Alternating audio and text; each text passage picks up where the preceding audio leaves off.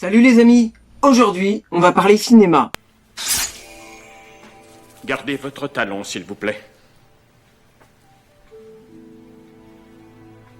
Aujourd'hui je vais vous faire une petite analyse du film Last Action Hero. Alors je sais qu'il y en a plein qui ont fait déjà des chroniques et des analyses sur le net, mais j'avais envie de vous donner mon analyse à moi, parce que je pense que pour moi c'est un film qu'on peut voir de différentes manières à chaque visionnage. Jack Slater ne perd jamais.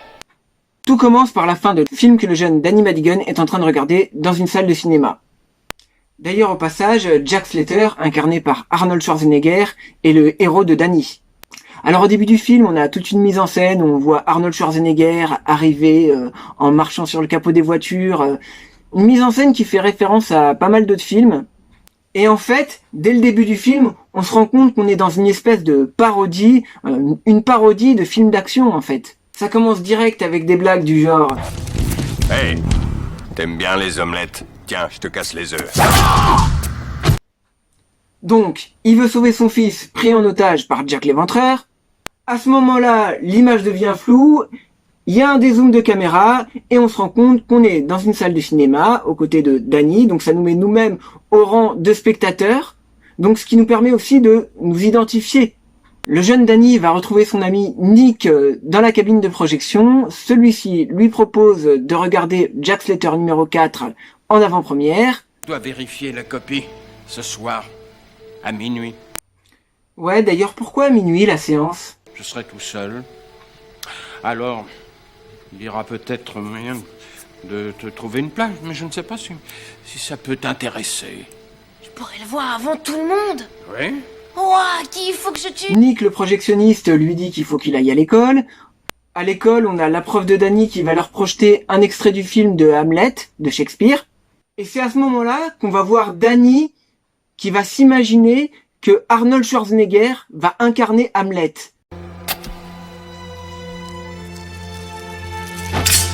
C'est toi qui as tué mon père. Danny est orphelin, il sèche les cours pour aller au cinéma. Tu crois que je l'ai choisi, ce qui nous est arrivé? Tu crois que je me suis dit, tiens, ça doit être curieux de perdre son mari, de se trouver veuve à 33 ans, si j'essayais pour voir. Quand il arrive au cinéma, son ami Nick lui donne un ticket en lui disant qu'il est magique, et donc ce qui va lui permettre après de passer à travers l'écran. Lors d'une scène de course-poursuite, un bâton de dynamite est envoyé, Jack Slater tire sur la dynamite, et la dynamite vient sortir de l'écran et atterrir dans la salle. Et c'est à ce moment-là qu'on peut voir Danny être propulsé à l'intérieur du film. Qui tu es, toi? Tirez pas, je m'appelle Danny Madigan, je suis un gosse. Donc on a une course-poursuite avec des explosions, des cascades, un décor en carton-pâte qui s'écroule, tout en ayant des références à plein d'autres films. Alors j'ai revisionné le film il y a pas très longtemps et j'ai remarqué un truc par rapport à la scène dans le commissariat. Vous voyez, il arrive, il revoit, il y a plein de références à d'autres films. Je sais pas si vous revoyez un peu cette scène. On voit le T-1000 de Terminator 2, on voit plein de personnages d'autres films. Et moi, j'ai ma petite réflexion là-dessus. Je me suis dit, mais en fin de compte, et si c'était pas Last Action Hero, si ça se passait pas dans la tête de Danny? Alors oui, c'est vrai, on va pas se mentir, Last Action Hero, c'est une parodie. Hein? C'est d'ailleurs pour ça qu'il y a des références à plein d'autres films. Mais on peut très bien imaginer, puisque c'est un film ça se passe vraiment dans l'imaginaire, on pourrait se dire que Danny a tout imaginé. Fais attention, Jack. Il a tué Mozart. Dans un film? Amadeus, il a raflé 8 Oscars. Je lui ai sauvé la vie au Vietnam. Mais je serai sur mes gardes. Merci. Bon, écoute. Je ne veux plus entendre parler de film. Il aurait pu tout imaginer à partir du moment où il y a eu la scène d'Hamlet. Au moment où il est à l'école, il est en train de regarder Hamlet, et que lui-même imagine que Arnold Schwarzenegger incarne Hamlet avec des flingues et des coups d'épée, etc. Si on se base sur la scène où Danny est à l'école, il voit Hamlet, ensuite il imagine Arnold Schwarzenegger en Hamlet, on peut très bien aussi imaginer que à ce moment-là, après, il est en train de dormir et il continue d'imaginer qu'il va au cinéma, qui va recevoir un ticket magique, que ensuite ce ticket magique va lui permettre de rentrer dans le film.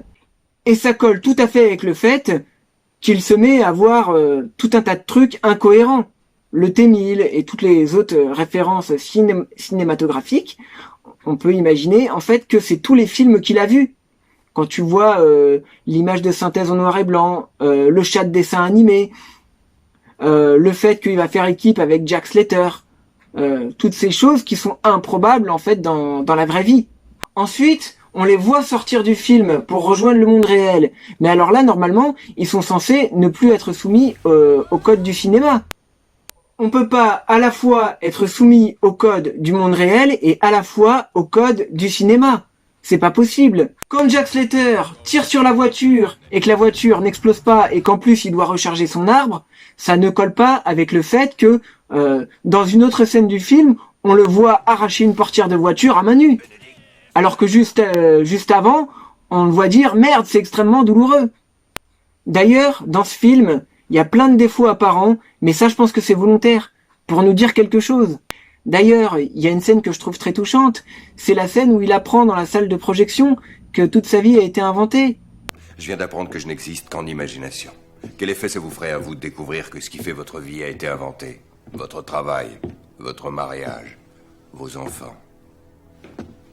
Tiens, si on poussait son fils du haut du building, ça lui donnera des cauchemars jusqu'à la fin de sa vie. Mais il est fictif, on n'en a rien à cirer. Son mariage, ses enfants. Encore un autre exemple que tout ça pourrait se passer dans la tête de Danny, c'est le moment où Jack Slater tue Benedict, que le ticket magique tombe comme par hasard dans un cinéma où il passe le 7e saut d'Ingmar Bergman, un chef-d'œuvre sur la mort, que la mort sort de l'écran de cinéma, et la mort est aussi capable de tuer, même dans le monde réel. Bon, après on peut prendre ça comme on veut, mais c'est la mort qui est sortie du film, qui peut tuer dans le film, mais qui peut aussi tuer dans le monde réel. Parce que c'est pas la vraie mort. Enfin, on sait pas. Après, mon point de vue, c'est que, pour Last Action Hero, il y a vraiment des millions, voire des milliards de façons de voir le film. Et je pense que ça change à chaque visionnage. Moi, j'ai vu ce film des millions de fois, et à chaque visionnage, je le vois d'une manière différente. Quand Benedict, le méchant qu'il y a dans Jack Slater numéro 4, sort dans le monde réel et veut libérer tous les méchants du cinéma pour tuer Jack Slater, Benedict va chercher Jack l'Éventreur du film Jack Slater numéro 3 pour tuer Jack Slater. Enfin, plutôt pour tuer Arnold Schwarzenegger. Mais qui tue Schwarzenegger, tue Slater. Quand l'Éventreur prend en otage Danny, il a une sensation de déjà-vu. Mais alors, comment peut-il avoir une sensation de déjà-vu si Benedict l'a sorti du film Jack Slater numéro 3 avant qu'il ne meure? Théoriquement, il ne peut pas en avoir le souvenir. Et on sait tous que, quand on rêve, on fait toujours des trucs farfelus. Donc cette idée que c'est dans la tête de Danny, bah c'est tout à fait possible. C'est une théorie parmi d'autres. Après, c'est vraiment pas une critique, parce que j'adore ce film. Je vais vous dire quelque chose, pour moi, ce film, Last Action Hero, c'est vraiment un chef-d'œuvre du cinéma américain. Et vraiment, je comprends pas pourquoi ce film a fait un bid aux États-Unis. Il faut savoir que Last Action Hero a coûté des centaines de millions de dollars à produire. Et il y a pas mal de critiques qui ont beaucoup trop craché sur ce film, alors que c'est vraiment un film intéressant à voir, à revoir. C'est devenu un chef-d'œuvre, un film culte qui, au fil des années, finalement, a remonté un peu le succès qu'il mérite. Parce que moi-même, je l'ai pas vu au cinéma, je l'ai vu, j'avais 10 ans la première fois, quand il est passé à la télévision. Et vraiment, c'est un film que j'aime beaucoup.